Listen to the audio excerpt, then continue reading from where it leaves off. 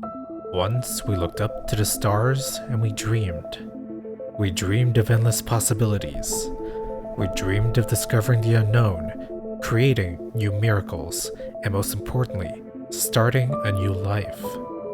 But now those dreams have withered and died since they were stolen from us from those that we trusted with our lives. By the late 21st century, the mystery of faster-than-light travel had already been solved. Several entities from around the world were already building and installing the new jump drives to their ships. But these new drives, however, were only available to the military and their partnered corporations. This upset the population, as it very much stifled what was supposed to be the start of a new golden age of exploration. This lasted for several years before a group of megacorporations known as the Syndicate took notice and heeded their plea. The Syndicate was a conglomerate of companies that first settled the Alpha Centauri system and were now made up of the Selex Shipping Company, Nexus Shipyards, Star Dynamics, as well as several other companies. They were given the blueprints for the jump drive under the pretense that they would build Federal Navy ships. However, once their contract expired, they were allowed to keep the blueprints and started mass-producing their own jump drive vessels. On the eve of the 22nd century, the Syndicate revealed their grand plan. Their goal was to establish an independent human nation far beyond Earth's expected reach and form their own government, unchained by its politics, corruption, or restrictions, and all they needed was a few thousand volunteers. The project was ambitious, if not skeptical at the very least, with very few believing that it was even possible. That was until the leaders of each megacorp showed their fleet of 10 dozen ships jumping into Earth's orbit, as well as the Armada being built within Proxima Centauri. Each ship was massive, numbering hundreds of meters long, and had the capacity to hold at least 2,000 souls aboard. In addition, the ships came outfitted with new experimental cryopods, able to keep its occupants in cold storage until the ships reached their destination. By the end of the reveal, the whole world was shocked at the real possibility that they could go colonize the stars. Almost immediately, people started applying, and by the day, those applicants came by the tens of thousands. Every applicant came from all walks of life, from a welder from Shanghai to a farmer from Idaho, from a news reporter in Estonia to a mechanic from Chile. There is no place on Earth where someone didn't want a spot on the flotilla, and what surprised the masses was that they were all accepted. By the year 2115, the flotilla was ready and preparing its passengers for its maiden voyage. Over 2 million volunteers had been selected to be a part of the largest expedition in human history. Families, friends, and loved ones said their final goodbyes, knowing they may never see each other again as they entered their cryopods and went into a deep sleep. Then as the fleet initiated their historic first jump, as thousands of ships entered the aperture, millions of people on Earth looked into the night sky and believed they say, a star was born in Earth's orbit. As the Athena flotilla began its transit through deep space, its automated systems regularly radioed back to Earth its progress and status. As the weeks passed to months, all seemed to be going according to plan. Then, 8 months into the journey without warning, while the flotilla was preparing its jump, all of its transmissions stopped. All hopes were soon dashed when a vessel that was finally able to reach the last known position of the Athena flotilla found nothing but a small debris field scattered across hundreds of thousands of kilometers of space. Years have passed, and still unsure of to this day, it has been theorized that combined with hundreds of active jump drives and previously unknown instabilities that they presented, it caused an interdimensional tear through space and time, causing the flotilla to lose cohesion and disintegrate mid-jump. With the loss of the Athena flotilla, the golden age of exploration ended before it could even begin. Until better FTL technology could be developed, all extrasolar colonization efforts were cancelled. People tried to mourn the 2 million lost sons and daughters of Earth. Yet far across the cosmos, the Athena flotilla was still very much alive and unscathed.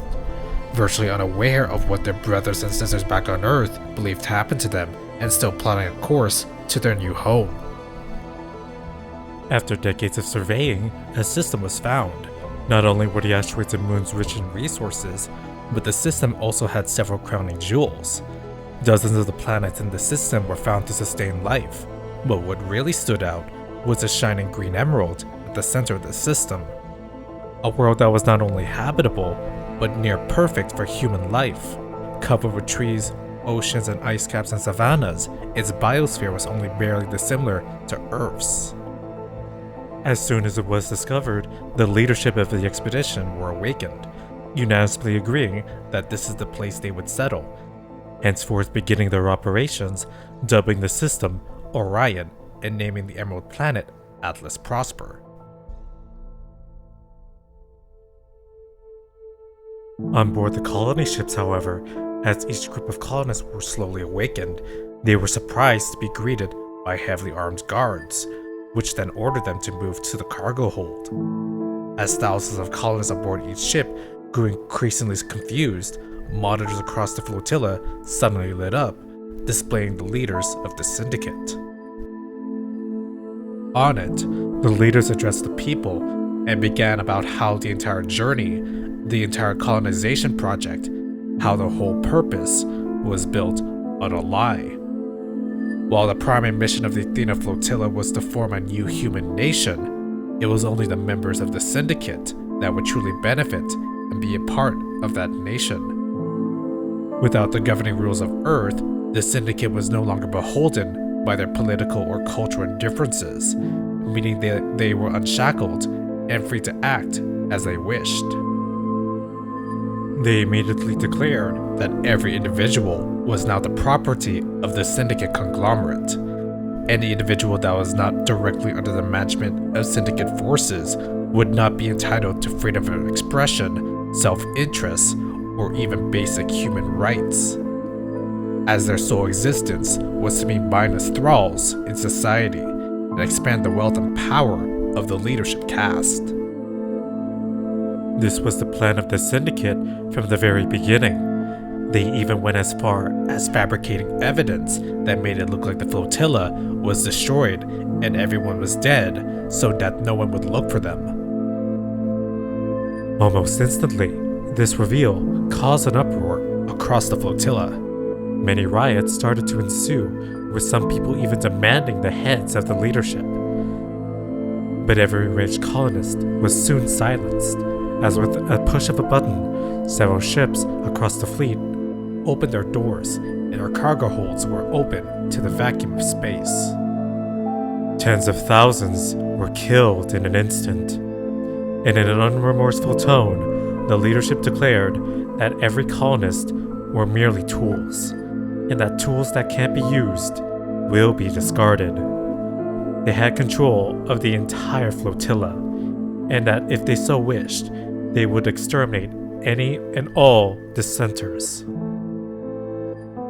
As people watched outside their windows the mass grave of their fellow shipmates, all came to the slow realization that their lives were now forfeited, and that their only choices were to submit to their new overlords or die by their hands. Within mere years, the syndicate dominated their hold over the system. Families were separated, children were put to work, and every day people fought just to survive. Miners were worked until their hands were turned to coal. Farmers had their crops daily taken from them, and people suffocated in the factories they were forced to labor in. Majority of the population lived in slums, constantly surrounded by the dirt and grime of the colony's wastes. There was never enough food to go around, as people had to live with the scraps they could find. Any hopes for a revolution was out of the question, as any opposition that rose up was quickly exterminated. The only place in the system with any form of civility were the corporate penthouses. There, the lazy wealth-mongering leaders and their underlings enjoyed luxurious lives, watching over their subjects with an iron fist.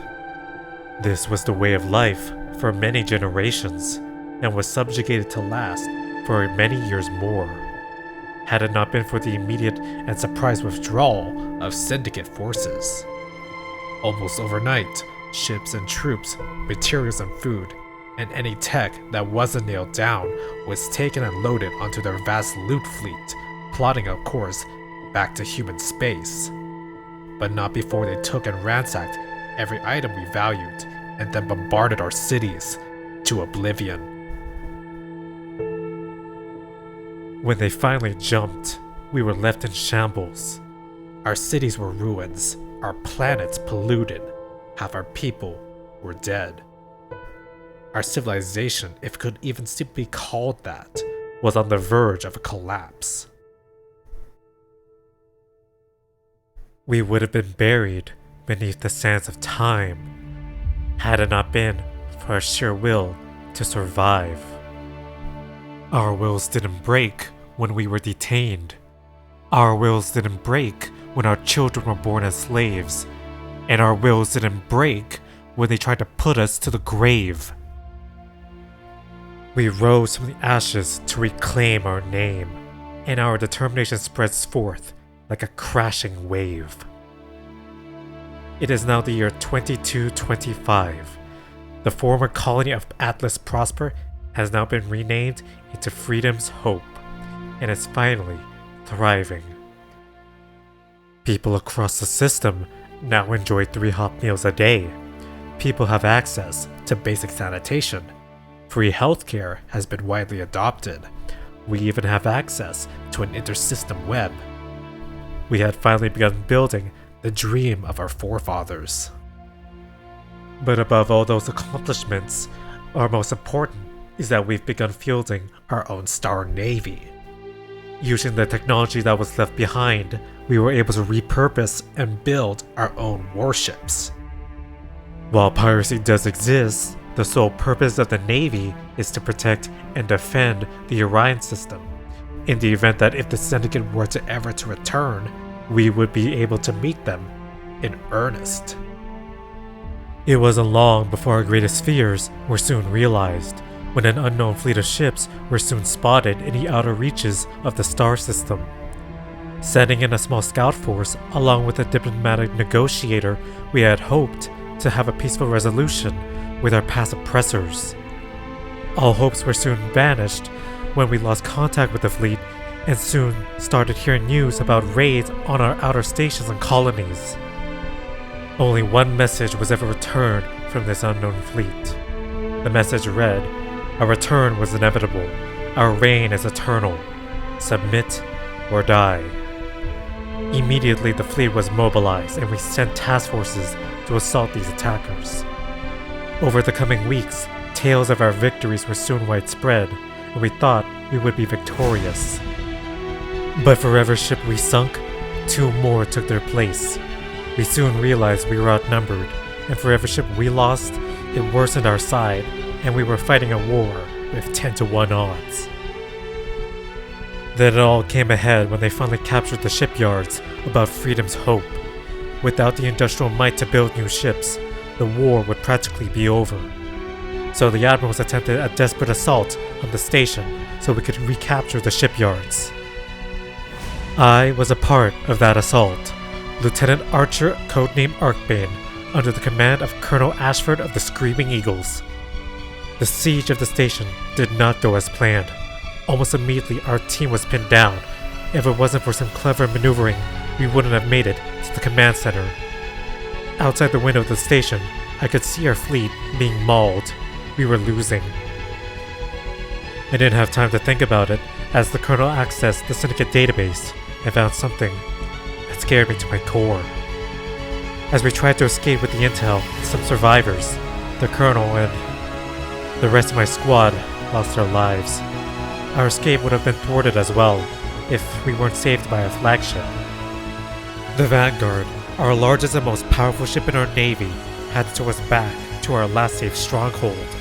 We had only just begun to recuperate our losses and debrief the intel we stole, when we were vastly defeated.